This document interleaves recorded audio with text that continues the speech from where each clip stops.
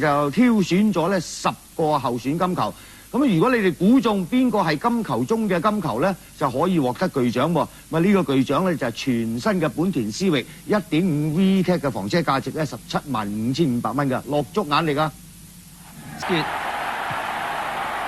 大家再用呢個鏡頭睇咧，其實個波好聚嘅。第2球係德國對南韓，白衫嘅德國，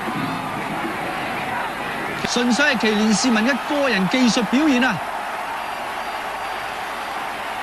右腳撩，左腳射，同場嘅賽事，南韓嘅進攻，洪明甫沙馬外勁射，龍門咧拍都拍唔到個波啊！一仰嘅身去左邊，跟住推右再射，個波好飄啊！阿根廷對希臘嘅賽事，藍衫係阿根廷，大家留意下呢個波咧，足足咧傳咗5腳啊！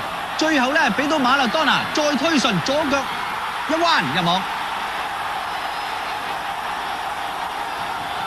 呢個係今屆馬勒當拿嘅第1個入球，好可惜，亦係最後一個入球。但係當中嘅傳送咧，實在一絕㗎。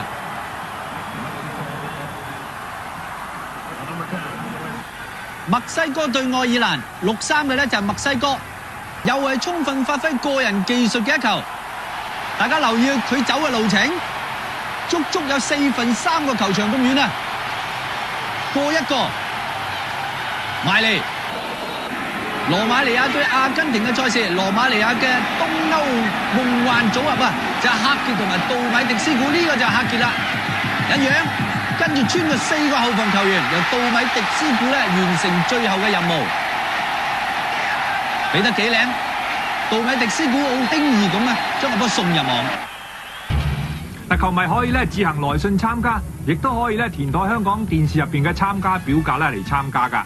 咁啊，寄嚟咧清水灣電視城就得噶啦。好啦，今集嘅時間咧亦都係差唔多噶啦。咁下個禮拜咧，我哋將會咧係重溫幾支喺驚濤駭浪之下出線嘅球隊。咁啊，記得咧留意收睇啦。好啦，下個禮拜再見啦，拜拜。